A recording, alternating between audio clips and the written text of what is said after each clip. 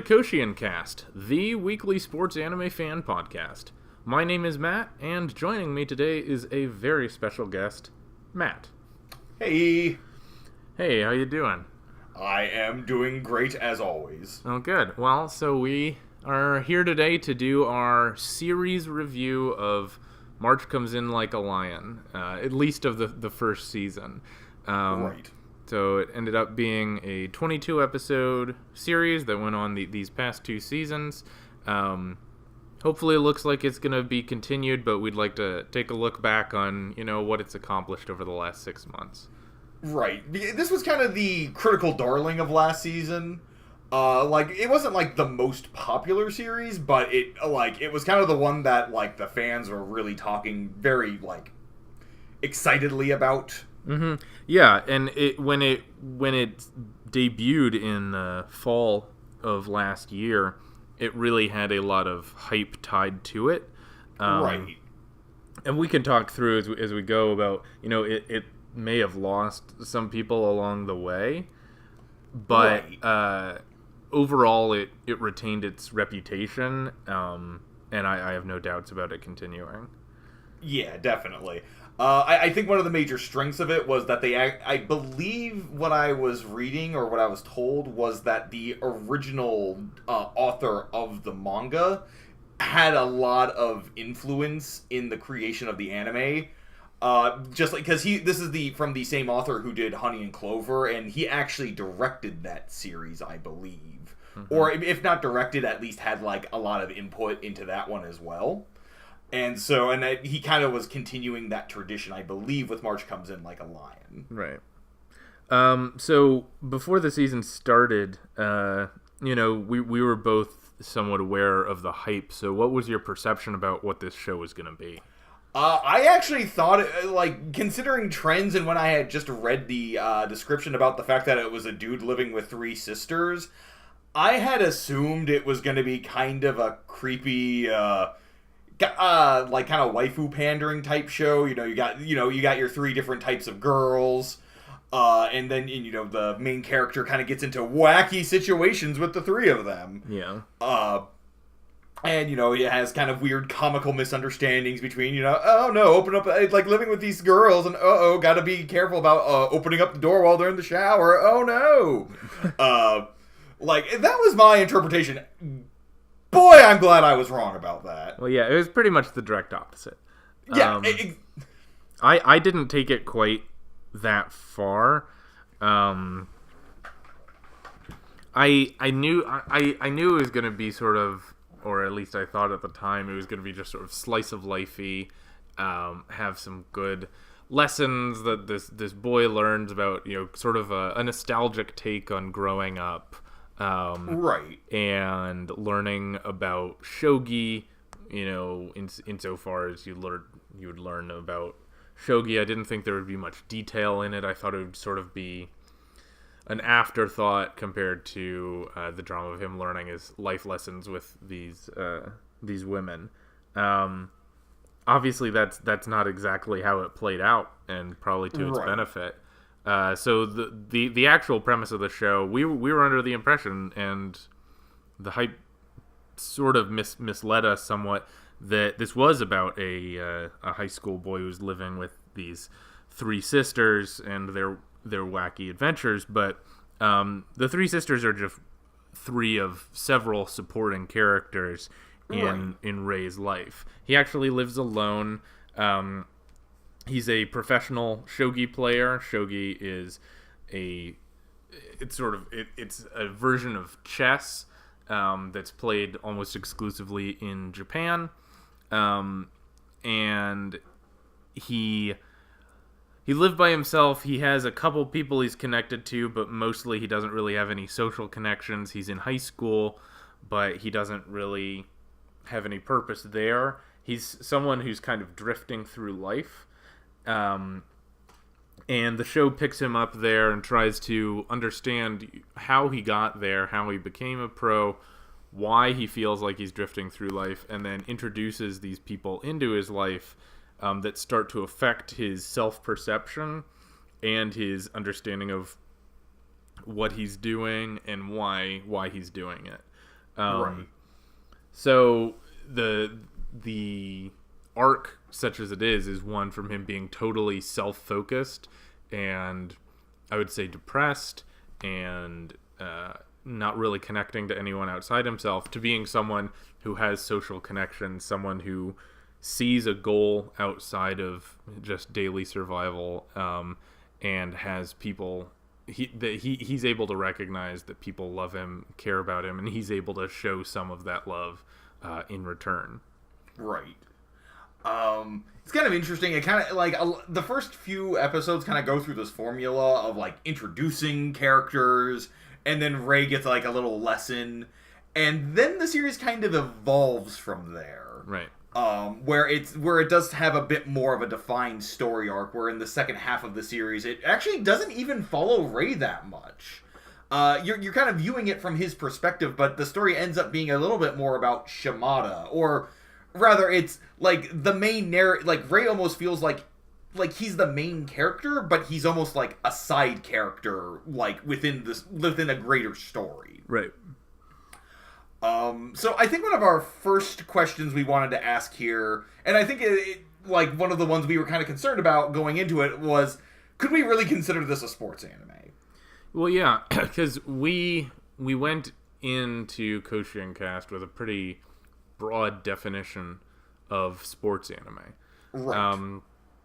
We just said, it was any anime that had a character who was involved with who was centered around a character involved with a sport, whether real or made up. So that's how we ended up following Keijo.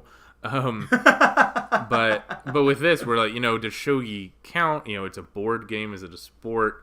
But our assumption was it would be focused enough on the mechanics of the game, or at least had the potential to be, that it in terms of its archetypes, it would function like a sports anime, much in the same way that Chihaya Furu did with Karuta. Even though Karuta, it's not a sport by a traditional definition, but it certainly operated like a sports anime. Right, and it followed a lot of, like, one of our assumptions that we went into when we came up with Koshien Cast was that sports anime do follow a typical formula. Mm-hmm. And as it turns out, I do think March Comes In Like a Lion actually did fit into that formula pretty well, and in kind of its own little way, but it uses a lot of the tropes of sports anime. Like what? Like, for example, the whole idea of the hot-blooded rival to kind of inspire somebody to go further. You kind of see that with Nikaido a little bit. At first Ray kind of is just annoyed by Nikaido because, Nikaido is kind of portrayed as being this sort of overly boisterous, like, overly excited young man who, he just wants to it feels like he's just sort of a bother to Ray. But towards the end of the series, you kind of realize that Nikaido's really the only one who can even sympathize or, like, empathize with Ray's situation at all. And the very ending of the series has Nikaido stating, like, "Hey man, we're not even going to be able to play shogi against one another in this next tournament that's coming up unless we reach the finals." And that's actually what ultimately gives Ray an actual goal now, beyond just just mere survival, or at one point trying to get revenge. Right. Another way it uses it, and it uses it very interestingly, is how it sets up its characters, or its major rivals in the series. I was thinking largely of Goto, and how Goto is kind of every sports anime has its evil player, essentially. It has its kind of its dag nasty, okay, this is a little ridiculous to have a character who's this bad of a person who's playing the sport, but because of his talent, he believes that he's just above the law. Yeah, essentially. Yeah. He's kind of above it all, he can get away with anything. And Goto is kind of set up as being that character, and it sets up almost this sort of cliched arc for Goto, Basically because they set up this whole thing where Rey has to like beat him in a match, and like everything feels like it's building up to this sort of climactic battle against Rey versus Godo. One of the side characters, Mr. Smith, actually even announces like, man, I don't even see a situation where it's not you versus Godo in the championship. But it actually uses that formula that we know, this kind of classic like underdog story versus like the big champion, and actually undermines that to introduce the character of Shimada, who ends up being Rey's opponent before Godo. Mm-hmm. And it's a really interesting way in which it used that kind of very common story from sports anime into actually setting up Rey's mentor, who ends up being his mentor, because the series is so focused on Godo that you don't even think about Shimada, and it does something very interesting where you don't even see Shimada during the match until Rey realizes he's actually losing. Yeah. I mean, I liked a lot of how they took that turn, because what it ended up doing was turning the focus of the whole show. Because that event with Godo happened sort of partway through the second half of the show. Right. And up to that point, we'd followed Rey, starting off being completely independent, being depressed, being lonely, and we'd sort of gotten to understand his personal backstory more. He'd begun to develop some more relationships. He seemed like he was in a little better of a place, and he decided this was the thing he was finally going to do. He was finally going to be a man, and he was going to take down Godo. Because Godo was someone who had been in his life before. He was a student of his adoptive father, which we'll get to, and Godo is effectively having an affair with Rey's adoptive sister.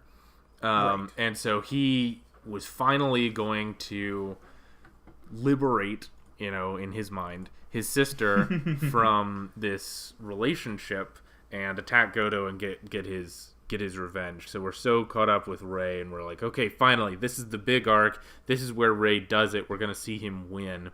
And the show doesn't let that happen. One, it says that may not be the right goal to have. You don't, like, what is beating Goto gonna do to change anyone's life in one tournament, Right. It's great because with sports anime, it often treats that, beating your rival, that's an end unto itself.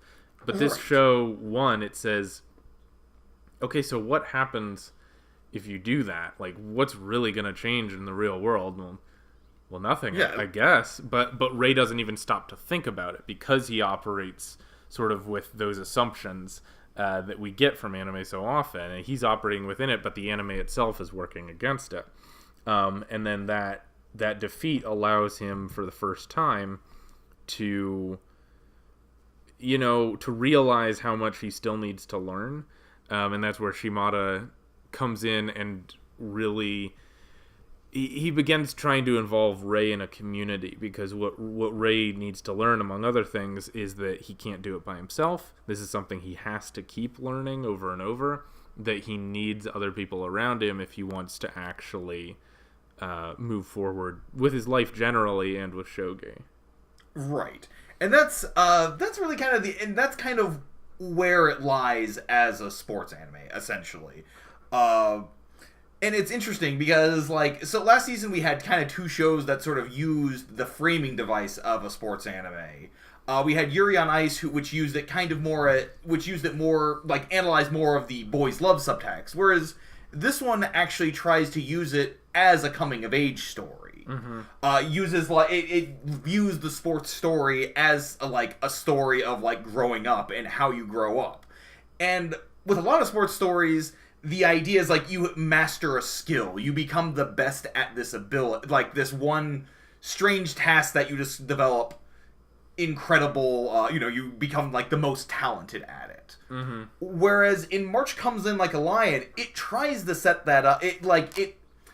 like, Rey is kind of feels like he's going down this path because it's established early on that he would like to play against Soya, who's the master, who is like the master, like the he's the Grand Master of Shogi, the current the Meijin. He's the highest ranked Shogi player in Japan, right?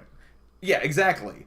And so, like, you know, in any other like sports series, that would end up becoming the final goal. Because it's linked to the mastery of shogi. Mm-hmm. In this, it almost sets it up, but instead it kind of swerves it a little bit. And it's like, okay, it's great for making connection, like sports and like activities. They're great for like meeting other people. It's where Rey does manage to find most of his social circle, because he finds Nikaido there, he finds Shimada there, he finds Mr. Smith there. But it's like the fact that he's talented is not actually that important to maintaining these friendships. Well, yeah. It is and it isn't, because that's only what gets him in the door. One of the things we started to pick up on through the second half of this show was that there are multiple aspirations that Rey has, and he sort of has to choose his path. What that became exemplified by the difference between Soya and Shimada. Right. So Soya is universally acknowledged as the best shogi player. But at the same time, he's someone who's not connected with anyone. Nobody actually has a personal relationship with Soya. Right. Nobody really knows what goes on in his head. They believe he's effectively unbeatable, but he doesn't have real relationships. At the same time, there's this other guy, Shimada, who's also an extremely high-level player. But he has this study group that Nikaido is part of, and he's a mentor to Nikaido and some other people. He's involved with his local community.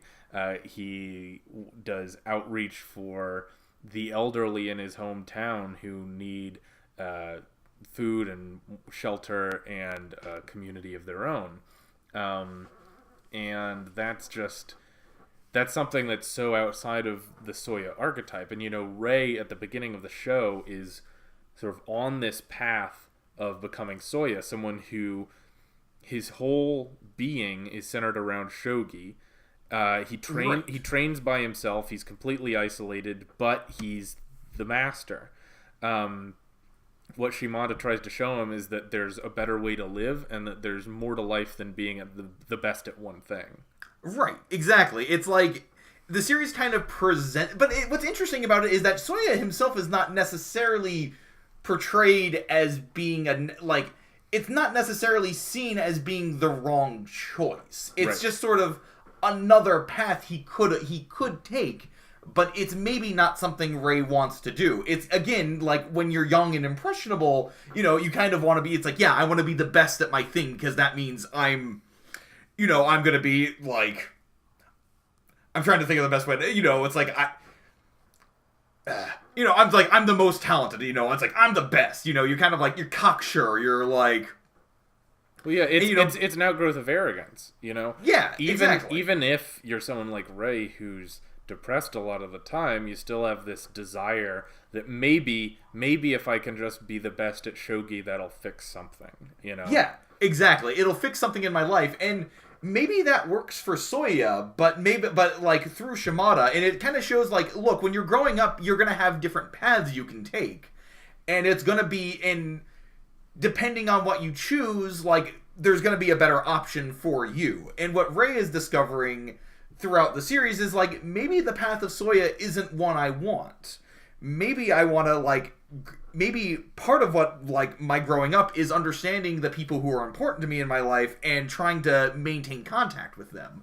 One of the really interesting things that they do with that is actually through Rey's relationship to the sisters, because there is kind of this interesting growth of Rey's character that we find is like at the very beginning of the series we see that Rey doesn't actually really want to he's kind of nervous about spending time with them because, you know, he feels like he's just imposing on them. He doesn't actually, like, do anything to, like, reach out to them. And it comes down to the oldest sister, Akari, kind of having to kind of force her way and be like, hey, like, you know, message him and kind of constantly bug him, hey, you gonna come by tonight? One time, the only reason he even comes by is that he accidentally runs into them someplace. Sure. And she kind of corners him. By the end of the series, though, what we see is Ray is starting to accept the fact that the girls are an important part of his life, and he's going more out of his way to spend more time with them. One of the more interesting scenes is when he gets a call from Hina, who's the middle child, and like, because she's calling him just to say like, hey, you want to come over for dinner? And what she finds is that he was actually just standing right outside anyway with gifts for them because he had just gotten back from a trip. Yeah, and what was important about that was that for the first time he was taking some initiative. He was saying like, I have a role with this family. I am not just an imposition. Right, like, and we kind of see how he could feel that way based on his past history when he was taken in by his family. Effectively, when he got adopted by this family, by Kota, he ended up being kind of his star pupil, and both of his biological children were actually rather put out by this, by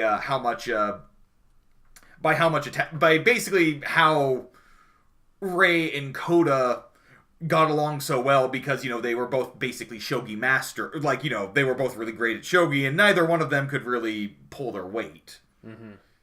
And it kind of creates this divide in the entire family, and that's why Ray feels so guilty about, like, imposing on the sisters.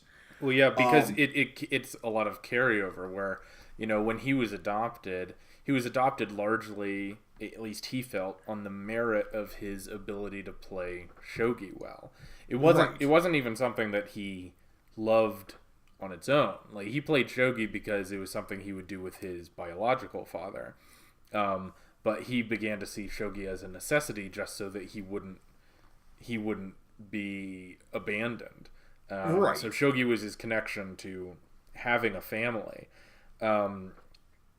But that single-minded pursuit of shogi, that single-minded desire to hold on to a family, ended up being something that alienated him from his adoptive brother and sister, who couldn't measure up to him. So yeah, needless to say, he starts off the show with some conflicted feelings about shogi. Right, definitely.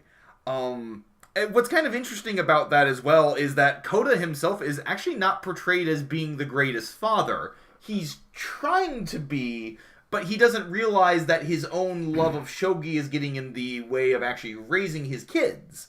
Right. And it kind of plays into this whole mentality of how...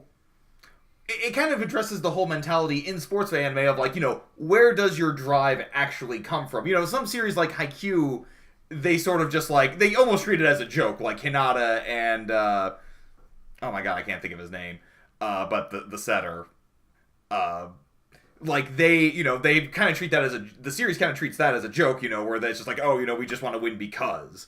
In this, it's like, there's a very definitive connection between Ray's motivation to play the sport or play the game through his family.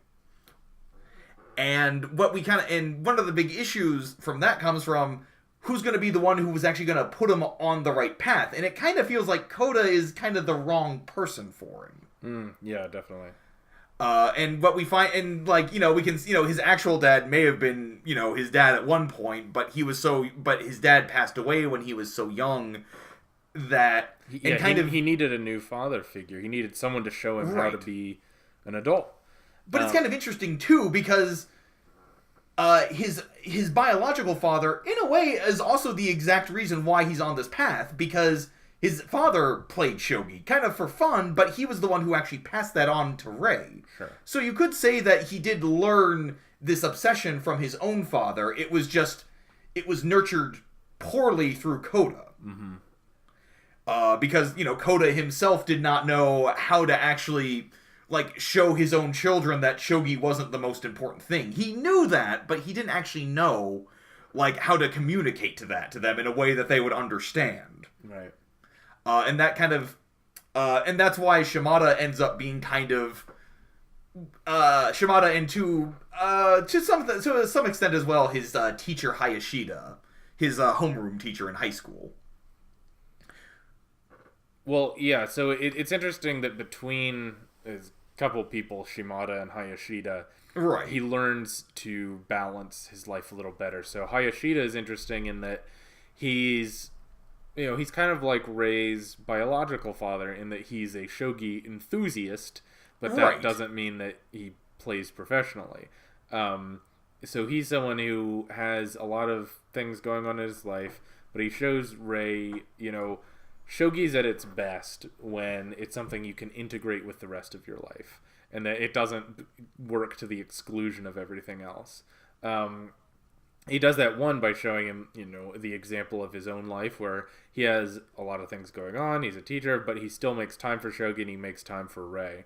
He shows that at the end of the show when he insists that Rei create a shogi club at their school because shogi is at its best when you're able to play with people.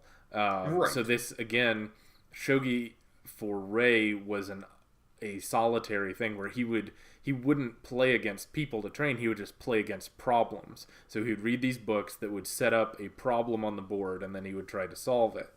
And that's what he understood shogi to be. Even though it's a two-person game, he played it by himself because he was just playing the board.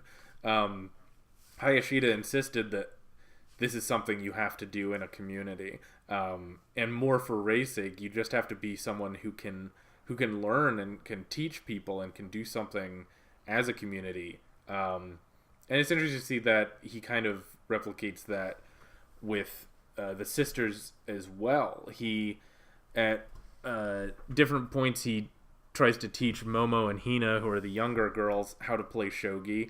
And he tries to get involved on that level and say, like, okay, I actually do have something to give back. Shogi isn't just something that's for me. Right. And it's kind of interesting, too, about how that also kind of sets up Nikaido to be kind of his rival in this, because when he tries to teach the girls, it's kind of also one of his first big failures. Right. Because he doesn't have the experience yet. He doesn't really have the interpersonal skills to make this something that the girls can it's something that's personable to them. Because, he has a very stiff, kind of boring type of lecture that he has prepared for them, whereas Nikaido shows them fluffy pictures of cats as shogi pieces, and that sort of entices them. Mm-hmm. And then, it's rather interesting as well, because we talk a lot about the actual story itself, but what's interesting to me about the show is actually the direction of the show. Okay. It's actually how they use the animation and how they use the camera work. It generally stays out of the way, but one of the most interesting aspects about it is that, a lot of the times the animation is used to actually convey something about the characters or or about just kind of their mindset at the time. I think one of the best examples of this was during the game between Mr. Smith and Goto, was how they had this very elongated sequence where they're playing shogi together, and you can it's so meticulously animated, and what we see from that is Mr. Smith kind of kind of at times kind of just sort of dropping the pieces down, or as he lifts up his hand, he knocks a piece, or he kind of knocks a piece slightly, so he has to shift it around. Whereas Goto very confidently is setting down all of his pieces without any issue. Mm-hmm. And and it's just little details like that in the animation that really help the story come to life, because they don't need to constantly explain to the viewer, hey, so Mr. Smith is really nervous about playing against Goto, huh? Yeah, exactly. I mean, they bear at the show's best, it can be silent. Right. There are several scenes where it's just silent and it lets the scene speak for itself.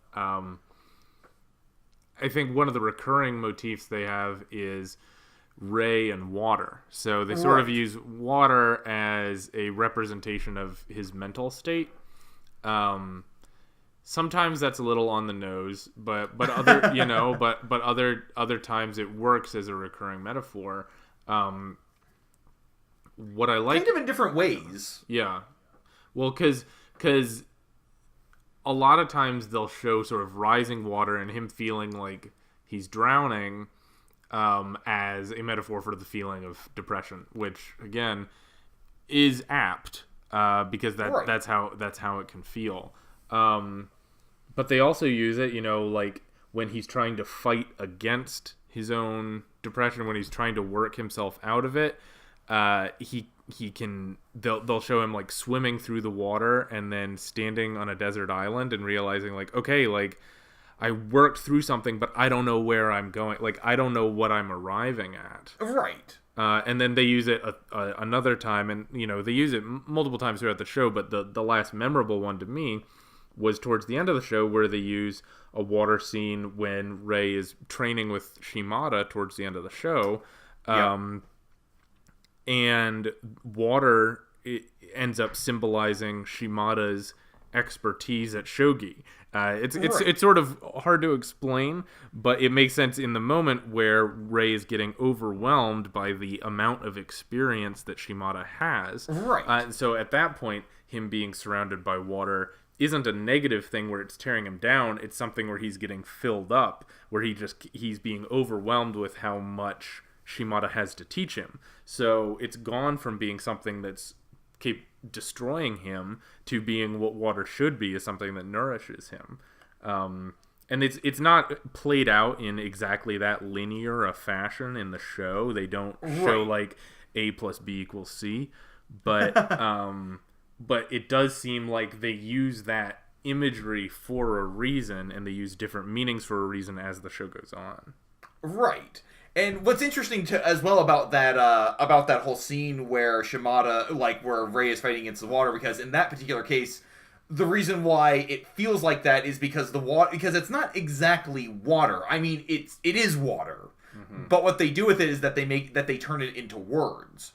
Like it's basically kanji, and like it's drawn in a very classical Japanese style, like a sumi-e painting. That's just sort of overriding him, because shogi's a very it's a very traditional game in Japan, and there's something to be said as well about the series and how shogi's kind of a dying breed. Like there is kind of this sort of hint at sort of this death of a culture, because like one of the things that we find out throughout the series is like outside of Rei and Nikaido, like it's mostly old men who play it. Like one of the things that we learned about Shimada is the fact that the only reason he even learned how to play shogi as a kid was that he was raised by a lot of older men. Like just from at the hotel his parents ran, and there was nobody else there. And because it was also kind of out in the middle of nowhere. And it's sort of, there's this sort of longing for, I don't know about if it's longing or not, but it feels like that there's this sort of resigned acceptance to the fact that shogi is, it's a dying breed, like shogi players in general, because one of the issues that Rei runs into when he starts up his shogi club is nobody wants to join. Well, nobody even knows how to play shogi. That's the other thing. Yeah, exactly. It's kind of different from chess in the US, where chess has kind of survived because, I feel like most people know how to play chess in the United States. I could be wrong about that. To some level, but most people know the pieces and they know, like, the basic moves. Right. Whereas, it sounds like in Japan, it's not really... It's kind of something that's being lost to a more modern age, especially considering the fact, most of the series takes place in the city. Like, a lot of Rei's problems come from the fact that, he's sort of longing, he's kind of attached to this past, he has with his family. Understandably so. He had a very traumatic experience growing up where he lost his entire family in a car accident. Right. But there's this sort of resistance to sort of let go of this past. But that may also not, in the case of shogi though, that may not necessarily be a bad thing. Yeah, it's not clear. I think you're right in that it feels like an elegy almost. At the same time, I think there's probably some element of this show that's trying to illustrate just how great shogi can be. Right. To some degree, obviously, the author cares a lot about the game. and Right. so he wants to prove to people that it's worth doing. He's also telling a story about, you know, depression and family and growing up, but he's using the motif of shogi because he really believes that it's something worth pursuing. Yeah. Yeah, no, I agree. What's interesting about that is that it does kind of feel like it's like maybe it's not as big as it used to be, but at the same time, there is still youth that is playing it. So long as that we still have people who are willing to keep teaching it, who are still willing to have some people grow up in it, it's not actually ever going to die. Mm-hmm. It's not like just because we've hit a modern age doesn't necessarily mean that the old style is going to go away completely. Right. Yeah, so I guess I want to take a moment to talk through some of the scenes or the story points or any lines of dialogue that really stuck out to you that you'll remember from this show moving forward. We kind of covered a couple of them already. Like, I think the major one was the Mr. Smith versus Godo game, and how that's portrayed. There's another great one too, where we have I think it was Ray versus. I'm trying to remember who it was. I think it was against, I believe, the second old man he played, who ended up not being a. Yes. Who ended up being, you know who I'm talking about. Yeah. But there's this game against this old man who ends up being like this incredibly bitter old man, and you kind of think that the series is kind of setting it up for this kind of big lesson for Ray to learn, and it is, but he doesn't learn it from that guy. Sometimes people are just jerks. Right.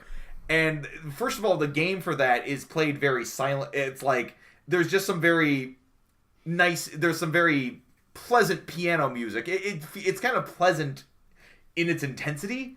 I know it's an oxymoron, but it's also, but like the way that it's portrayed as being just this, like as the story is playing out, you can just sense that Ray is like dominating this game. Again, just based off the character interactions and how, like, if I recall correctly, like they show how the characters like lift their glasses and one guy just sort of like picks it up and slams it back down, whereas Ray just sort of calmly takes a sip from his tea. Mm-hmm. And again, it's that animation there that conveys so much about the characters. Yeah, I agree that those were both definitely memorable. It seems silly, but the first one that comes to mind is also from the Mr. Smith-centric episode. Of course. In which he got ready for his day and ate breakfast. Just because this show is at its best when it's silent. And they have this long, silent observation of how Mr. Smith starts his day, getting out of bed, eating breakfast, walking to his match. That felt like it told more about him and about his mental state at the time than they ever could have with dialogue. Right. So I think this show is really capable of some impressive stuff when it slows down, it tells small stories, and it doesn't worry too much on explaining itself. Definitely. There was one other scene I wanted to bring up, and then I think we can move on. Okay. And that would be the scene where Ray first meets Soya. Yeah. Because there's just this very pleasant moment. It's just this sort of kind of nice moment out. Like, you have kind of pleasant music playing out in the background. And then all of a sudden, just the music stops. And there's just this kind of flash of... and there's just this sort of flash of Soya standing there, like just right next to Ray. You don't even know where he came from. It's almost like he just sort of appeared there. And it really just conveys the sense that this is almost like this man is just beyond a human almost. Well, yeah, like, he's almost more like a ghost than a person. And that's sort of what they say in the show is they describe him like an alien. And I think one of the ways this show is going to go in the future is to show Soya's humanity. Because I think that's one of the things the show couldn't address just yet, but clearly it's something Rey is going to meet Soya in some capacity. There's going to be some relationship there, and we're going to find out who he is and why he is, and just exactly how close to Rey his background is.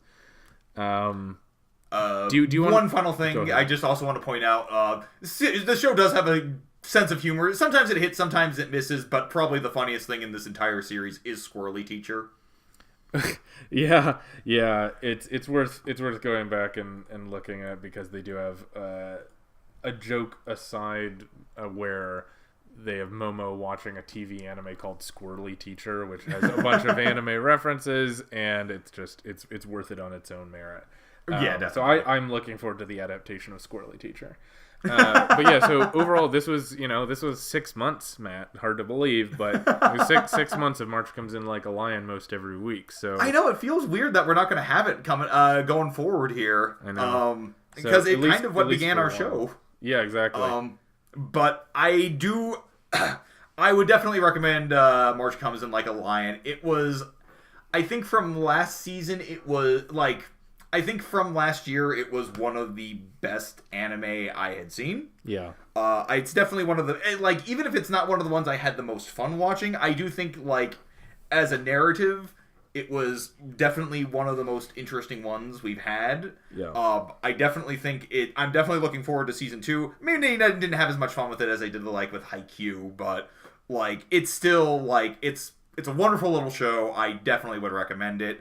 I would really, if you're looking for like, the only people I wouldn't recommend it to is if you're looking for like a hot-blooded, like, sports battle anime, like just one of those types of series, or, if you're the type of sports anime fan, you like your pairings, this is not the show for that. No, I agree. I think we do believe that it's a sports anime, but it is not what you would mistake for a general sports anime. It's a play on the genre. It is also like it's multiple genres. It's not as strictly a sports anime as many are. So it's got a lot of different themes that are outside of normal sports anime. It's got a lot of different motifs. It's got a lot of different goals than a typical sports anime does. So if again, I agree. I think it's more worthwhile just generally as a good anime. Like it's good as it's a well-told story that's not super tightly bound by its genre. Ironically, yeah, I think I would recommend it to people who are actually who are looking for like just a good like. I think a common complaint of a lot of anime is that a lot of anime doesn't like mean anything anymore. I guess it's like one of those recurring things. You just like anime used to be better back in the day. Yeah, sure, of course. And it's like and it's like, but you know what? I feel like March Comes In a Lion. It's like, you know what? If you want a good story, like from an anime that it is told in an animated format, like I give it my highest regard. Yeah, I agree.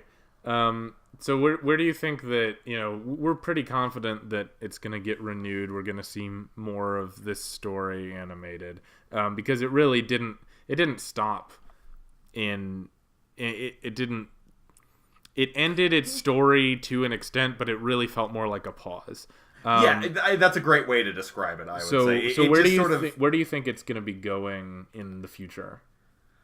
I still think Rey is gonna end up just straight up moving in with the sisters. Yeah. I feel like that was the direction that the series was going in that Rey was kind of getting to a place where he was realizing that, like, you know what, I'm just a much happier and better person when I'm living with these girls or when I'm around these girls. I would like to stay with them. And then I think that there's still going to be some drama there because Rey's lived an isolated life pretty much his whole, since he was a kid. So it's going to be one of those things where he's going to have to learn, like, how to actually live with people again. Right. And I think that would be a good place for the second season to, like, open on. I agree. I also think, like, Soya's going to become a character. Right. Oh, yeah. If the series is still because that almost feels like it would be something that shows up at the end. or once we kind of get to the point where we need to start dealing with the Soya character. So we'll kind of see where that goes in next season. And whether or not we get to a point where Rey actually gets another chance to like spend time with Soya. Mm-hmm. I do think next season is also going to be a lot. I think we might see a little bit more of a move towards a bit of a traditional sports series, just because that with the whole tournament that was set up that he and Nikaido are going to be in, and the fact that he has to meet up with Nikaido at the end of the tournament. Right, and they've resolved some of his internal challenges. Like it was a show that involved depression, but it never ended up being a show that was primarily about depression. Right. So yeah, you got to imagine moving forward they'll be like, okay, like Rey is capable of existing in the world now, so let's see what he can do and show so I don't think I say that like it's cheesy. I don't think it'll be cheesy, but I think it will be more broadly focused on the people around him than on Rey as much. Right. And it's funny because we do kind of complain sometimes about series that are going on too long, mm-hmm. like that are kind of searching for plot. But I feel like if it went that direction, it wouldn't really feel like it's reaching too much. I agree. All right, well, Matt, I think this was a good conversation. I appreciate your time. I appreciate the many months that we've been talking about March Comes In Like a Lion. So. If you're just tuning into this for the first time on Koshien Cast, we do watch every currently airing sports anime every week, and we follow it week to week and review each episode as it comes. So go on and listen. You might enjoy it. We certainly enjoy making it. Oh yeah. And without further ado, Matt, would you be so good as to hit the credits for me? I would love to. Our logo design is by James Ratcliffe. The theme music is Fly High by Burnout Syndromes, covered and performed by Luke Bartka. You can follow Koshien Cast on Facebook, YouTube, and Twitter, and our email is koshiencast@gmail.com. Make sure to subscribe, rate, and review. We'll be back next week with the best and worst from the world of sports anime, and until then, keep training.